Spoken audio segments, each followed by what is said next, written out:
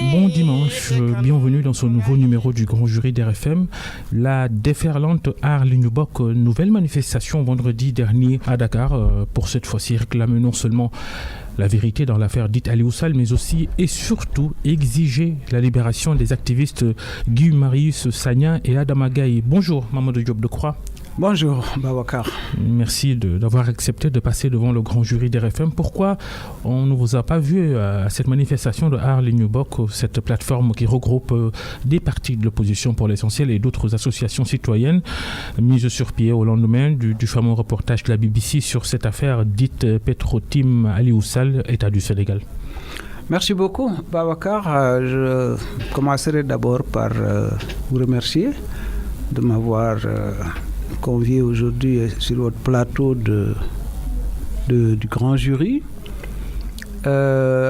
Évidemment, saluer aussi vos auditrices et vos auditeurs. Alors, non, j'étais en voyage, simplement, j'étais pas là vendredi. D'ailleurs, je suis revenu comme ça en vitesse pour répondre à votre invitation. Sinon, depuis le début, je prends part aux manifestations d'Arly Nubok. Vous savez très bien que nous, depuis novembre 2014, nous agitons la question du pétrole et du gaz. Donc, voilà, on se réjouit de cette initiative.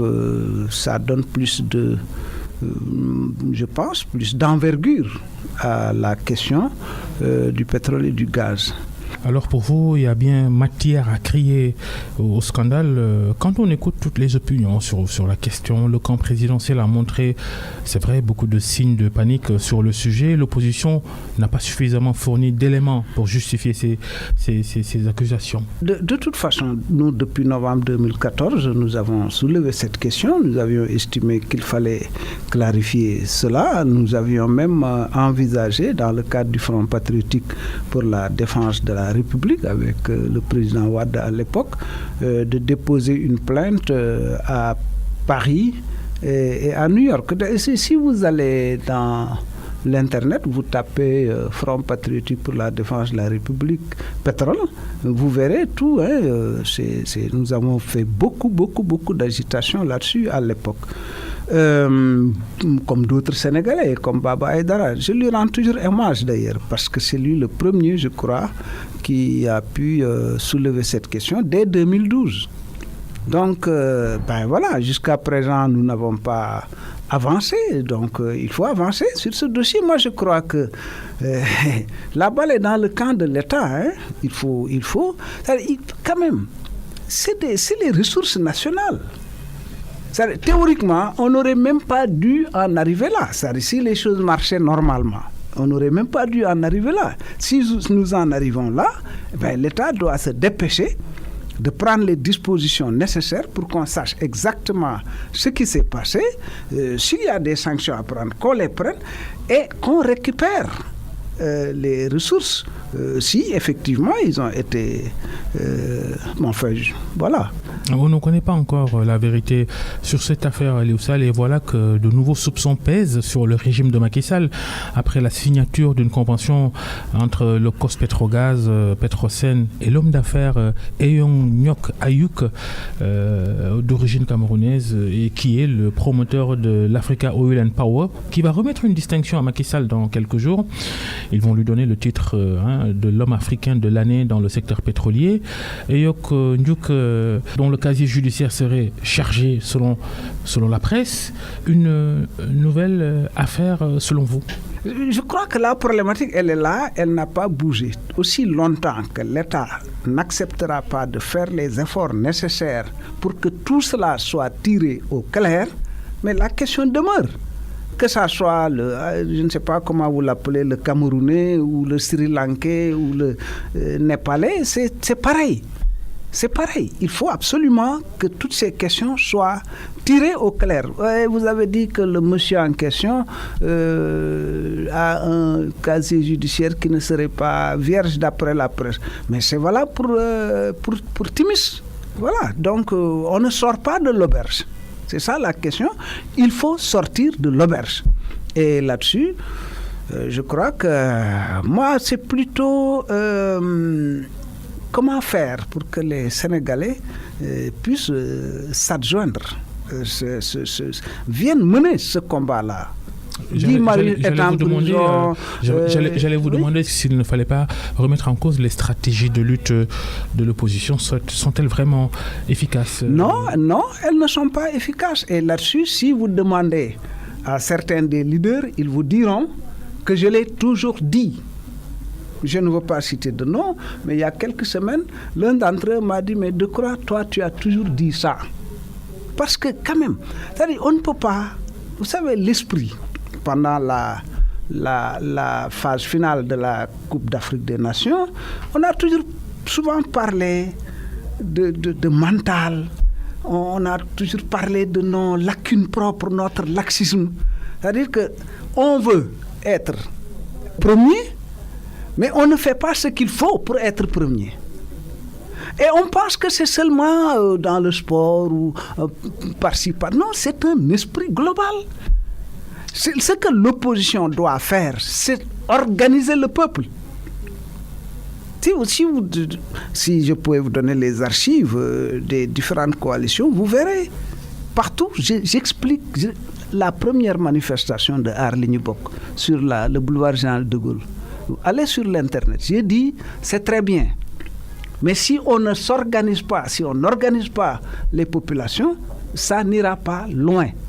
Parce que, c'est des bonnes volontés, hein, les meilleurs, on va dire, en termes d'engagement, qui seront là. Quelques centaines, quelques milliers au maximum. Les autres vont vaquer à leurs occupations. Et puis regardez, en France, les Gilets jaunes. J'ai l'impression que le mouvement est en train de perdre de la... Alors que, ça fait, oui. Alors que là-bas, quand même, ils ont l'habitude de l'organisation. Quand vous dites qu'il faut organiser le combat, en quoi faisant? Il faut d'abord, j'ai dit, partout, même dans le cadre de la préparation des élections par le Front de résistance nationale. J'ai dit, nous pouvons avoir, et ça c'est pas une réinvention de la roue. On l'avait fait en 98, 99, 2000. Les différentes coalitions contre Abdoulaye Wade l'ont fait en 2010, 11, 12. Et il faut s'organiser par département avec des coordinations. Au fond, d'ailleurs, ces embryons existent, mais il faut les réanimer, les coordinations départementales. Et j'ai dit, il faut aussi les coordinations communales. Et chaque coordination communale va à son tour mettre en place des coordinations de quartier. On organiserait ainsi ça jusqu'au niveau des jeunes. Je n'ai pas dit qu'il faut aller à 100%. Même si on a 15, 20, 25% de niveau d'organisation, mais si vous appelez, ce n'est pas des dizaines ou des centaines que vous aurez, mais ce seraient des milliers de gens que vous aurez. Vous êtes en train de faire appel à votre culture communiste Non, c'est une culture d'organisation. La droite, dans beaucoup de pays, est organisée aussi. Ça, on n'a pas besoin d'être communiste, marxiste-léniniste ou maoïste ou islamiste ou je ne sais pas quoi. L'organisation, c'est ce qu'on appelle un invariant. C'est-à-dire, quel que soit. Aujourd'hui, c'est l'indignation. Les Sénégalais sont indignés. Les Sénégalais sont révoltés. Mais ça ne suffit pas. Or, nous, on veut apparemment surfer sur l'indignation des Sénégalais et croire que ça va marcher. Non, ça ne marchera pas. Maintenant, évidemment, c'est quand même malgré tout pour le pouvoir une épine. Ces manifestations-là, même si ce n'est pas des dizaines de milliers de paix, etc., c'est une épine au pied du pouvoir et c'est une injonction éthique et politique qui devrait forcer effectivement le pouvoir à aller dans le sens de ce que nous disons.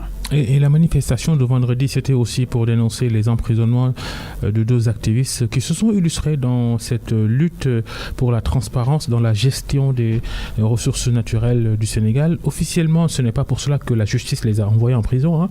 Ce placement en détention de Guy Marius Sagna et d'Adama Gaye, le premier pour présumer fausse alerte au terrorisme, le second accusé d'offense au chef de l'État, entre autres. Remettez-vous alors en question le bien fondé de ces accusations contre ces 2 personnalités, Guy Marius Sagna et... Moi, je trouve que c'est pas juste, c'est pas normal. Bon, alerte au terrorisme, franchement, quand même, ça ne fait pas très sérieux.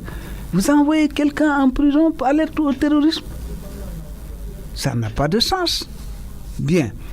Adama Gaye, on a dit qu'il a... Enfin, je sais qu'il y a une bonne frange de l'opinion qui n'est pas d'accord avec son style, son ton, etc., etc. On a le droit.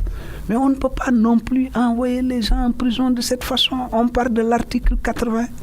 Moi, j'ai fait 8 mois de prison en 1975 avec l'article 80. Quand même. Est-ce que ça fait maintenant quoi, 44 ans? Cet article est encore là. L'affaire de offense au chef de l'État. Alors, mais la manière dont une fois que je dénonce et je condamne le fait de les envoyer en prison, je dis ça ne suffit pas. C'est pas une histoire de décompter quels sont ceux qui sont pour ou contre. Non. Quelle est la question de fond?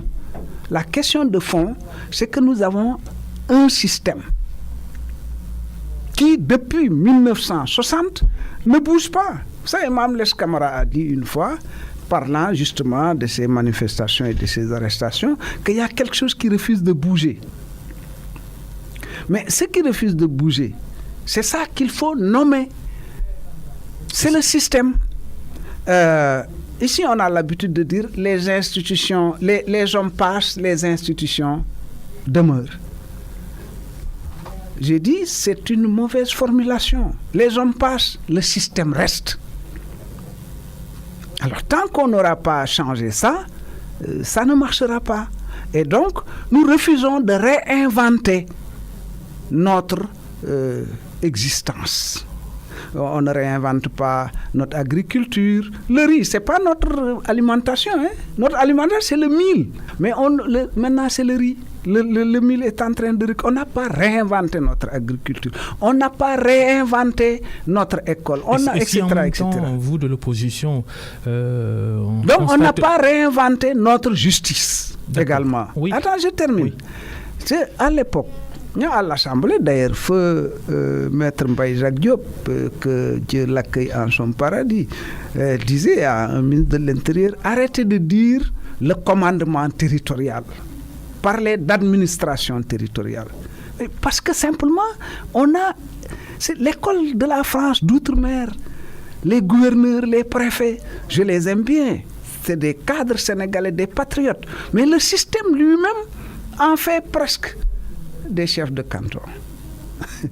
Alors, ce sont ces questions-là que nous devons traiter, discuter de façon sérieuse. Pas de façon partisane, sectaire, etc. Non, ce sont des débats de fond. J'ai dit, l'aventure ambiguë, c'est dans ma page Facebook de Cheikh Hamidou Kane. Aujourd'hui, nous, on est comme on dit. On a un pied là-bas, un pied ici. Là-bas, je le disais à un sénateur américain, est-ce que ici, votre législation prévoit offense au chef de l'État? D'abord, il n'a pas compris ça. Il a fallu que je prenne le temps de lui expliquer. Une fois qu'il a compris, il a éclaté de rire. Et il a dit, non, ici, il est recommandé d'insulter le chef de l'État. Bon, le président, je pense que s'il y a il y a de la caricature probablement dans ce qu'il dit. Mais par ailleurs, c'est leur société qui permet ça. Papa, tu mens. C'est pas un scandale là-bas. Est-ce qu'ici, quelqu'un peut imaginer ça? C'est impossible. Donc, c'est notre société, notre culture. Est-on obligé de copier des modèles d'ailleurs? Ah ben voilà, C'est ça la question. Or, au fond, les élites, parce que ce sont les élites qui s'expriment ici. Mais les élites, c'est quoi? Les élites, c'est le timpi-tampa. Parce que nous sommes formés à l'école occidentale, française en particulier, pour prendre le cas du Sénégal. Et en même temps, on a notre culture, nos traditions. Alors, ces questions-là, il faut les adresser. Changer le système, c'est le slogan que vous lancez aujourd'hui, mais en même temps, quand on regarde la configuration... de tout temps. De tout le temps, alors, comme vous voulez. Mais quand on regarde la configuration de l'opposition, la tâche ne sera pas facile. Une opposition qui ne parle plus le même langage, il n'y a pas de synergie, de synchronisation des positions. Le silence d'Idrissa Seck, de Malick Gakou, et même de vous peut-être, on vous le reproche, Mamadou Diop Decroix. Sur ces brûlantes actualités, on parle de manifestations de Arlo Mbok, on ne voit pas des figures importantes de l'opposition dans ces manifestations. Au même moment, le vétéran Abdoulaye Wade qui déroule, il n'est pas avec vous dans le dialogue, le chef du PDS qui n'adopte pas la même ligne que vous, qui multiplie les rencontres avec d'autres personnalités de l'opposition et de la société civile. Déjà sur Abdoulaye Wade, il y a bien rupture entre vous et lui.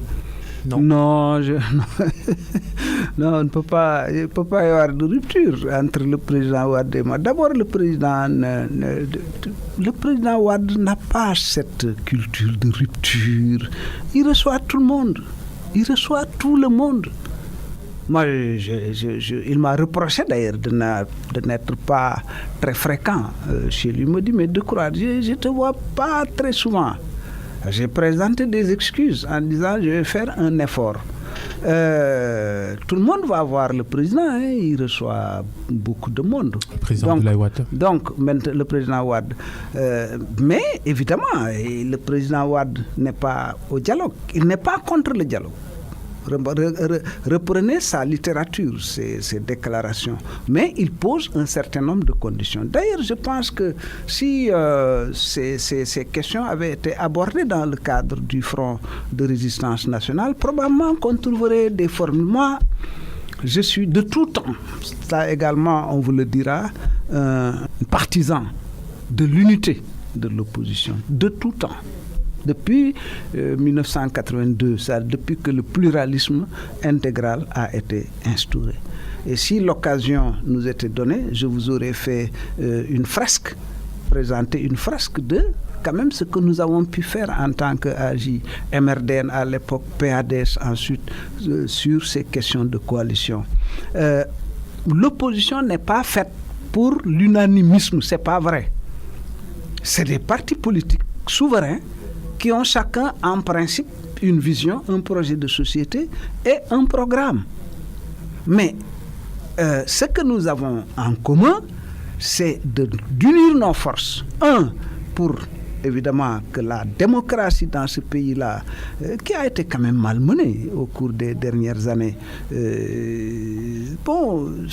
puisse s'ancrer davantage, que les dérives s'arrêtent, etc., etc., que les règles électorales de dévolution démocratique et pacifique du pouvoir soient de nouveau revisitées pour qu'on ait un consensus fort là-dessus, etc., etc. C'est pourquoi vous ne crachez pas sur ce dialogue politique auquel vous participez. Est-ce que ce dialogue politique-là, il avance, il commence à donner des résultats? Alors, merci beaucoup. D'abord, il y a quelque chose de très important qu'il faut signaler. Vous savez qu'on parle du dialogue national qui a plusieurs volets, dont le volet politique. Pour l'instant, c'est le volet politique qui fonctionne. Rien d'autre ne fonctionne encore. Et là-bas, à la commission politique, tout le monde est présent, sauf le PDS. Donc, Pastef. Même si on dit Pastef à un représentant... Mais le Pastef, bien sûr, très actif, très dynamique là-bas. Oui, mais qu'est-ce qu'on veut là-bas? On veut revenir à des règles consensuelles pour que des élections désormais ne soient plus sérieusement contestées. Comme ça l'a été récemment. Il faut rendre grâce à Dieu. Ces élections-là auraient pu déboucher sur des choses extraordinaires.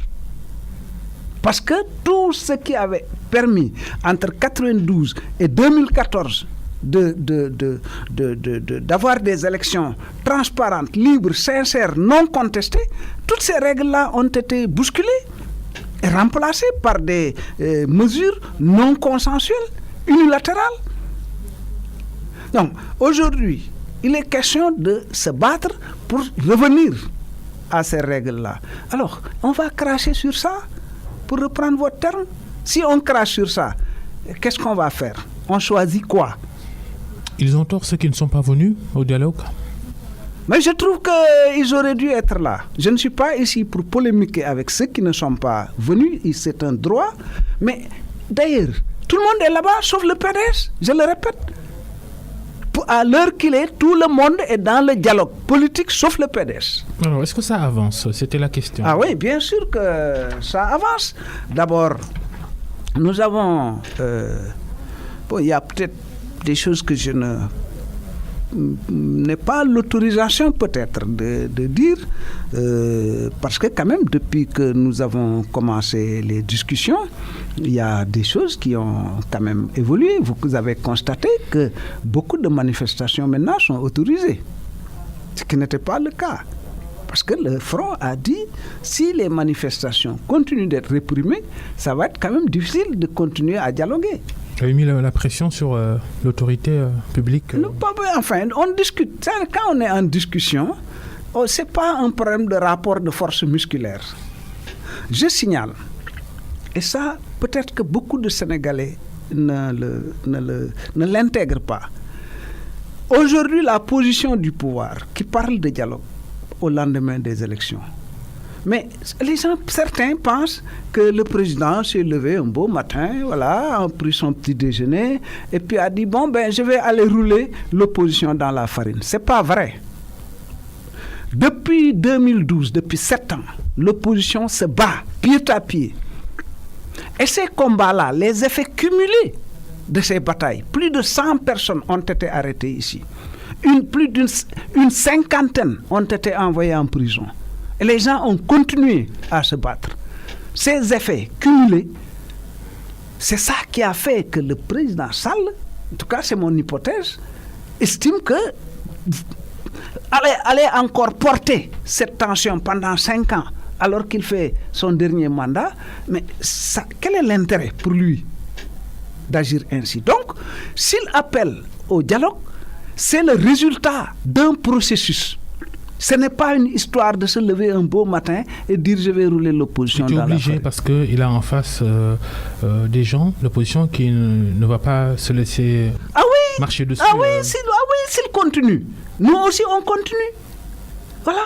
Puis la tension, il est obligé de dialoguer. Arrestation, emprisonnement, etc. Ça va continuer. Est-ce qu'il a intérêt, lui, à ça? Je pense qu'il n'a pas intérêt à ça. Donc, il faut apprécier. Par exemple, certains me disent sur les réseaux sociaux, oui, on ne peut pas lui faire confiance, etc. Mais est-ce que les Palestiniens qui parlent avec Israël, ils font confiance à Israël?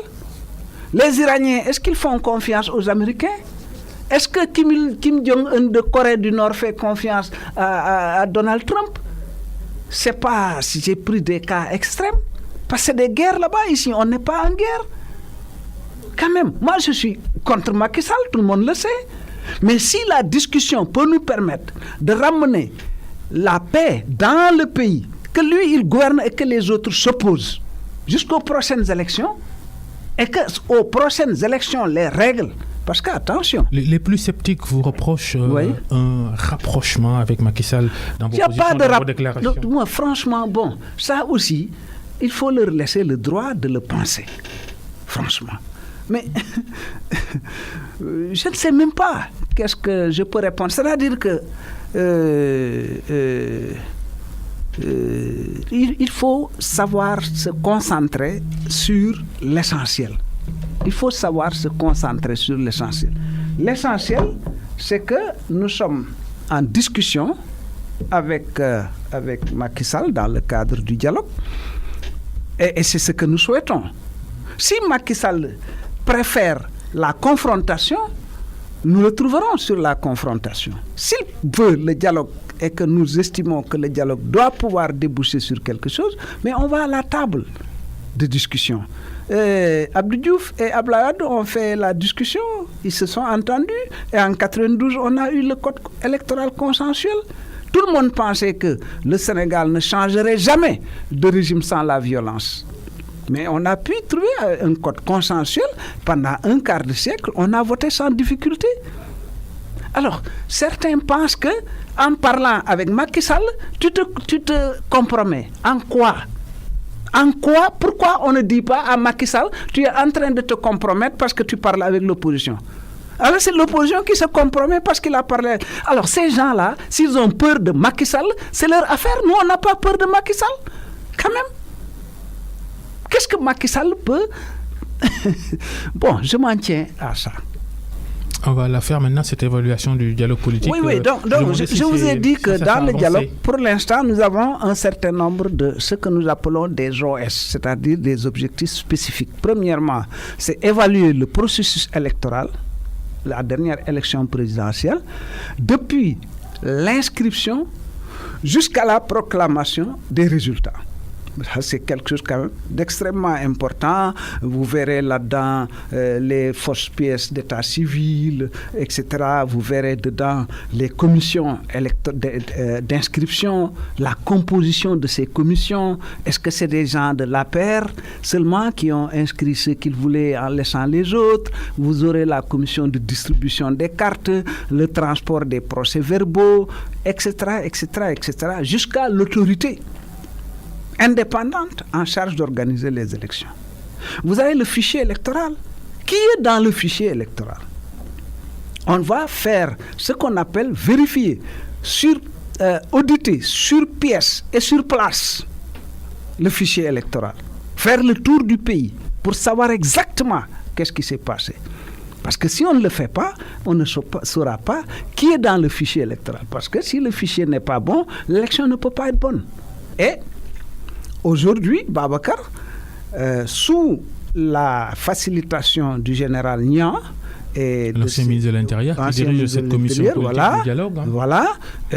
Vous avez nos 20 plénipotentiaires et les 20 plénipotentiaires du pouvoir qui sont en train de discuter. Alors, et tout le monde est là-bas, sauf le PDS. Après, on va nous dire, oui, qu'est-ce que vous allez faire, etc. Mais... c'est pas Mamadou Diop Decroix qui est là-bas, c'est toute l'opposition qui est représentée là-bas par les 20 plénipotentiaires. Et nous avons une plateforme, ils discutent sur la base de cette plateforme. Ils viennent rendre compte à la plénière des leaders, chaque fois quand on doit discuter de telle ou telle question.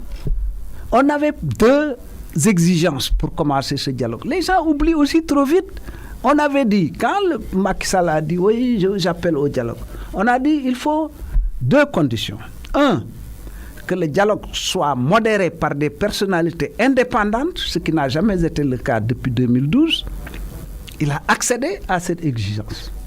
Deuxièmement, qu'il s'engage à mettre en œuvre les conclusions auxquelles la commission parviendrait. Il s'est engagé publiquement le 28 mai dernier à mettre en œuvre cela. Maintenant, certains disent, oui, il peut le dire, après changer, etc. Mais franchement, est-ce qu'on va travailler sur des questions aussi sérieuses avec des hypothèses de ce type? La tendance, c'est quoi quand on évalue un peu les travaux que vous faites dans cette commission politique du dialogue national? Consensus, est-ce qu'on va véritablement vers ça? Oui, tous les indicateurs le montrent. En tout cas, nous, c'est ce que nous pensons. D'abord, vous savez qu'on avait quand même beaucoup de problèmes par rapport au ministère de l'Intérieur. Au départ, les réunions se tenaient là-bas. L'opposition a dit non, il faut sortir du ministère de l'Intérieur. Aujourd'hui, les discussions ne se font plus au ministère de l'Intérieur.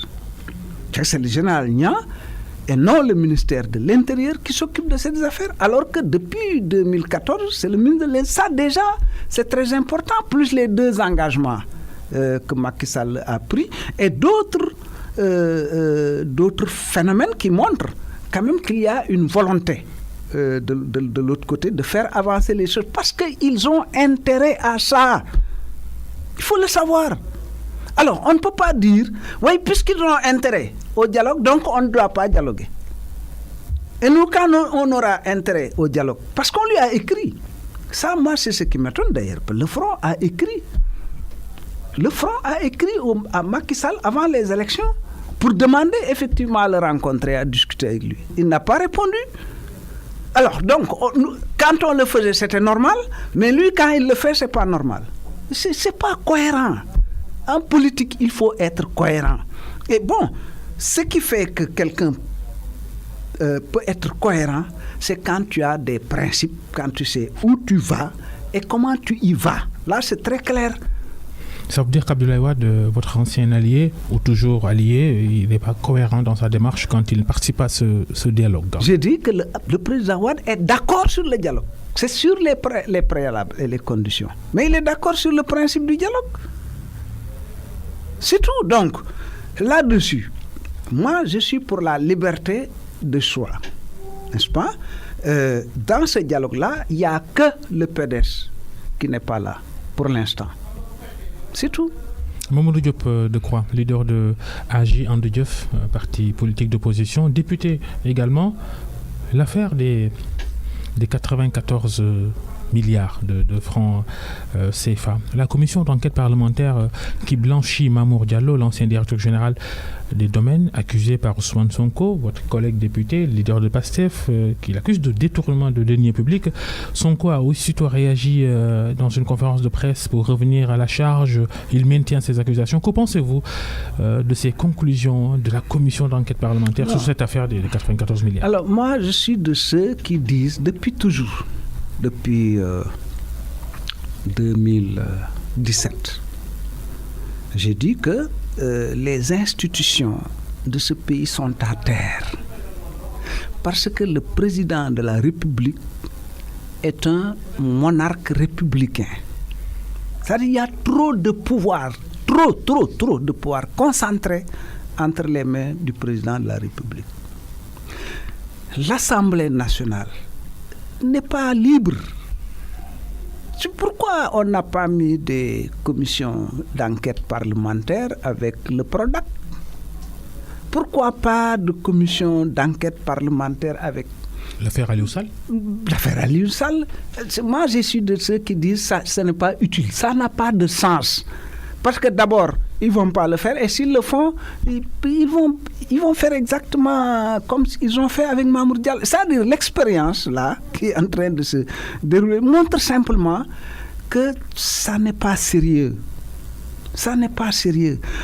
Or, quand même, si on parle d'affaires de 15 millions de Sénégalais, la commission d'enquête parlementaire qui produit un rapport, qui court vers la presse, alors qu'elle sait très bien quelles sont les dispositions du règlement intérieur de l'Assemblée nationale. Les spécialistes ont dit sur RFM que la commission a violé la loi en dévoilant le contenu de ces enquêtes. La commission n'a pas le droit, aussi longtemps qu'elle n'a pas soumis à la plénière les conclusions, de les faire paraître.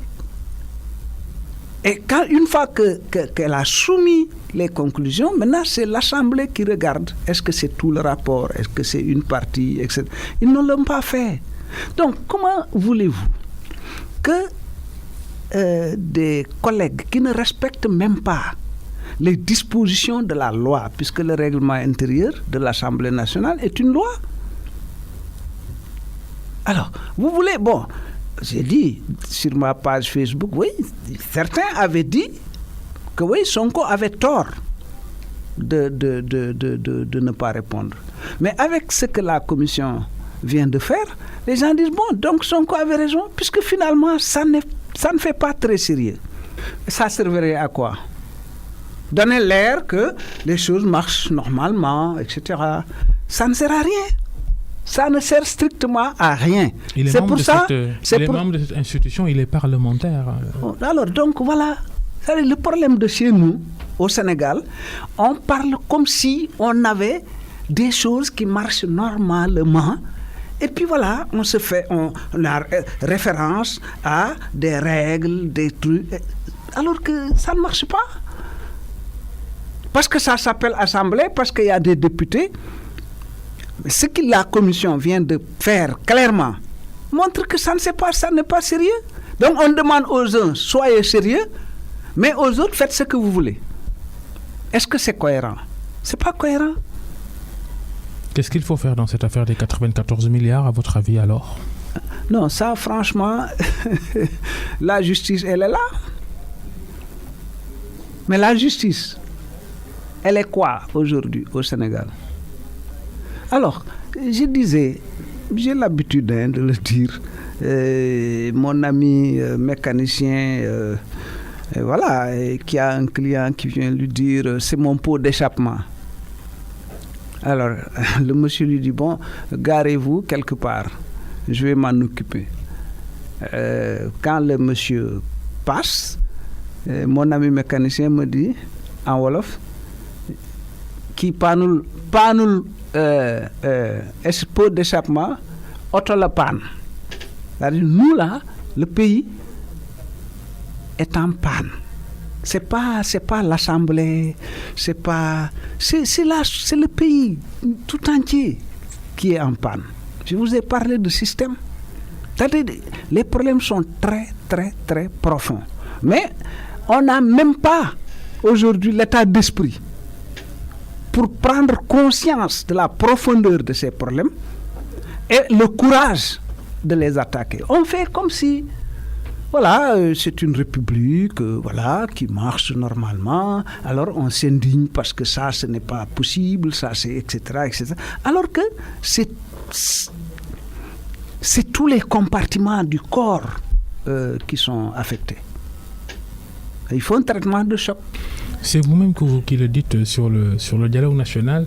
Il n'y a que la commission politique qui travaille.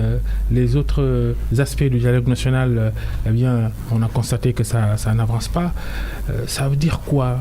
Que c'est la chose politique qui intéresse plus les acteurs politiques que les autres aspects de la vie des citoyens sénégalais? Alors ça, c'est un débat en notre sein, par exemple. Vous savez, il y en a certains qui disent non, nous, on va au dialogue politique, mais on ne va pas aux autres aspects du dialogue. Dans ces autres aspects du dialogue, il y a la question des ressources naturelles, n'est-ce pas? Comment gérer de façon transparente ces ressources, comment il faut examiner les contrats qui sont liés aux ressources minières, pétrole, gaz, or, fer, zircon, etc. Il faut une renégociation partielle ou totale des 10 contrats chaque fois que la prise en compte de l'intérêt national l'exige. Il faut recommander des mesures conservatoires, notamment une pause dans l'attribution de nouveaux contrats en attendant le traitement des problèmes posés. Il faut repenser le COS-Pétrogaz, etc., etc. Bon, la question foncière. Vous savez que le professeur Moustapha Souran avait fait un travail très important sur la question foncière. C'est quelque peu lié aussi. Donc, il faut faire le point sur la question foncière et essayer de lui trouver une issue définitive. Le problème, les questions économiques et sociales seront également dans ce débat-là. La corruption et la bonne gouvernance sont dans ce débat-là. Par exemple, pourquoi pas un parquet financier qui serait indépendant de l'exécutif? Nous, ce sont des questions, en tout cas moi, qui m'intéressent. Faut-il dissoudre l'OFNAC ou en tout cas réinventer cette structure-là? Voilà, la paix et la sécurité. Regardez notre sous-région. Regardez notre sous-région. Le Nigeria qui est le cœur de cette sous-région, 150 millions d'habitants, déstabilisés depuis plus d'une décennie. La première puissance économique du continent? Absolument. Regardez le Burkina Faso, le Niger, le Mali, qui est plus proche de nous. Ce sont des questions fondamentales.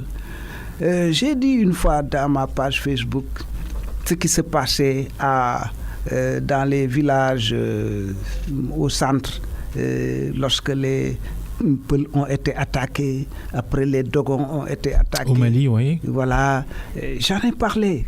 Quelqu'un m'a dit, oui, mais parle-nous du pétrole et du gaz. Je dis, mon cher ami, le Mali, comme disait Amadou Toumani Touré, le président ATT, le Mali est le Sénégal oriental. Le Sénégal est le Mali occidental. Si vous pensez que c'est ce qui se passe au Mali ne vous concerne pas, quand ça arrivera ici, vous n'aurez plus le temps de parler de pétrole et de gaz.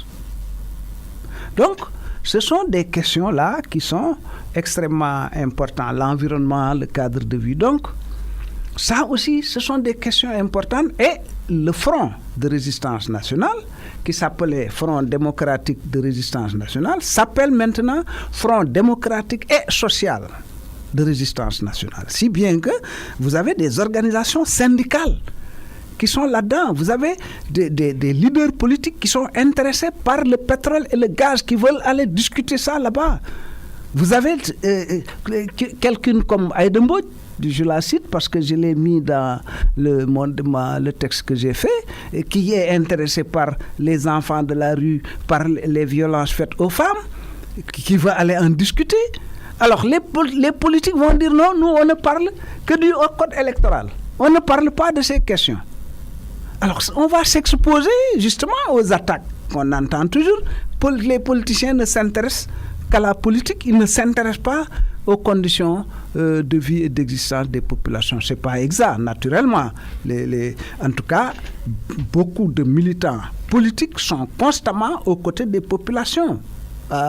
Et se battent à leur côté autour des difficultés qu'ils rencontrent. Mais enfin, moi au départ, je n'étais pas intéressé par ces questions. Moi, ce qui m'intéressait, de toute façon, pour moi, c'est l'aspect principal de la contradiction.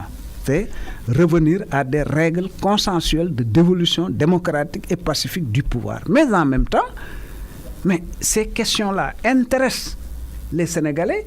Je n'ai pas le droit de dire qu'on ne doit pas en discuter. Et c'est un peu ça la nuance qui existe entre ceux dont on dit que ce sont des dialogueurs et les autres. Parce qu'au fond, à l'heure qu'il est, il n'y a pas de différence. Jusqu'ici, il n'y a pas de différence. Parce qu'il n'y a pas d'autre dossier qui est discuté à part le dossier politique. Mais c'est ça la différence. Vous avez souligné l'importance d'une paix et d'une sécurité dans la sous-région ouest africaine notamment. Mais au Sénégal, il est beaucoup question ces derniers jours de sécurité intérieure. L'affaire de la mort tragique du patron de la brigade de gendarmerie de Koumpentoum, tué par des hommes armés qui voulaient dévaliser un bureau de poste de la localité. La sécurité intérieure, la lutte contre le grand banditisme, le chef de l'État d'ailleurs en réunion du Conseil des ministres le souligne, ça interpelle tout le monde. Pour vous, qu'est-ce qu'il faut faire ?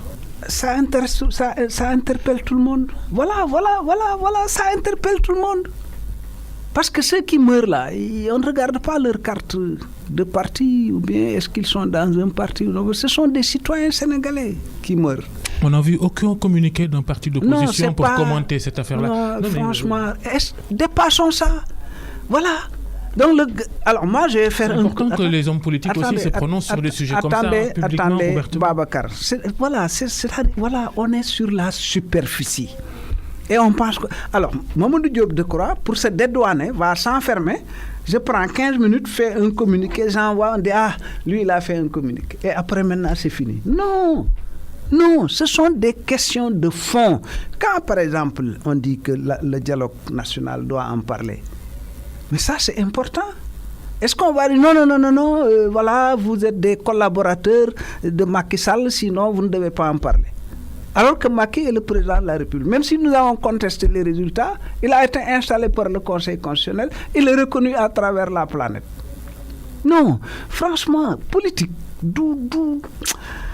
moi je trouve que c'est très très sérieux, la politique. La question de fond, le grand banditisme, c'est la faiblesse de nos États. Pourquoi nos États sont faibles ? Il y a des causes externes, il y a des causes internes. Les causes internes l'emportent sur les causes externes, naturellement. Parce que comme disait l'autre, si la poule couve l'œuf et la pierre, les conditions extérieures sont les mêmes, mais l'œuf ne deviendra, la pierre ne va pas produire un poussin. Donc ce sont les conditions internes. C'est la défiance. Les populations ne sentent pas, ne considèrent pas que l'État leur appartient. Parce que cet État-là n'a pas été réinventé. Ils considèrent que Yefi Bour, Alali Bour, Mbeddom Bour. On ne peut pas comprendre ça et réinventer ça. Alors ça, ce que je vous dis là, oui, bien sûr, quand on n'est pas très courageux, on ne veut même pas regarder ça, les yeux dans. On ne veut pas, parce que, on va dire, c'est insurmontable. Donc on va se leurrer nous-mêmes, voilà, etc., jusqu'à ce que, voilà, regardez le Mali aujourd'hui. Donc, il faut s'asseoir et traiter ces questions et avoir le courage de tout réformer. Maintenant, est-ce que Macky Sall en est capable? Je n'en suis pas sûr. Et faisons ce que nous pouvons faire et prions et travaillons pour que les prochains puissent véritablement apporter les réformes radicales qui sont nécessaires dans le pays. Mamadou Diop Decroix, on va aborder le dossier Khalifa Sall, le cas de l'ex-maire de Dakar. De plus en plus, on agite sa libération. On attend de voir. Toutes les voies de recours auprès des juridictions sénégalaises ont été épuisées. Pour vous, il est temps peut-être qu'il soit élargi, Khalifa Sall.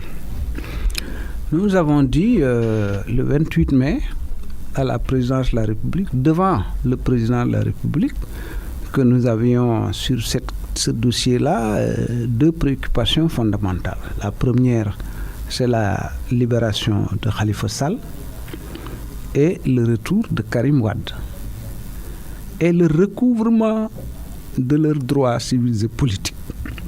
C'est ça notre position. Nous l'avons dit au président publiquement et évidemment nous serons très contents. Vous auriez dû peut-être poser ça comme préalable, comme condition avant de se lancer dans le dialogue. Je ne peux pas entrer dans ces détails-là. Je sais simplement que nous avons une position très très très claire sur ça. Et nous savons également que le pouvoir connaît notre position. Et le président aussi a dit clairement, le 28 mai dernier, qu'il avait été, disons, quelque peu limité par la saisine de la Cour suprême. Maintenant, comme vous dites, les voies de recours sont épuisées. Je pense que c'est tout à fait normal qu'on s'attende à la libération de Khalifa Sall. Et également que les difficultés qui pèsent sur Karim Wade soient également levées. Mamadou Diop Decroix, merci d'être passé devant le grand jury